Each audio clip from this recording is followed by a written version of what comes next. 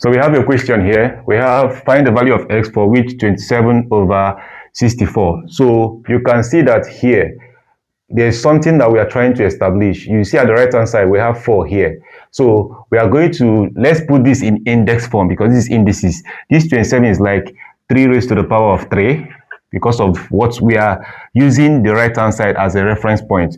Over 64 is like 4 raised to the power of 3 is equal to bracket 4 over 3 raised to the power of x minus 1.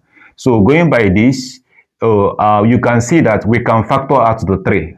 The power 3 here, there's 3 here, there's 3 here. This is like 3 over 4 raised to the power of 3 is equal to 4 over 3 raised to the power of x minus 1. But there's a problem. We have 3 over 4 here. We have 4 over 3. So we are going to use, before we can look at the power, like equate the power, the base has to be the same. So how do we do that since they are different? By introducing minus. So I can say this is like 4 over 3 raised to the power of minus 3. This, when you put minus, this will interchange.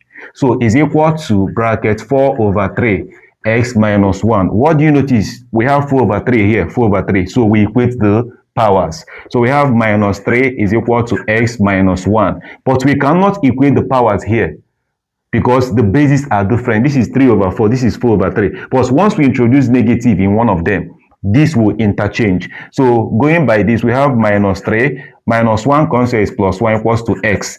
Minus 3 plus 1 will give you minus 2. Therefore, our x is equal to minus 2.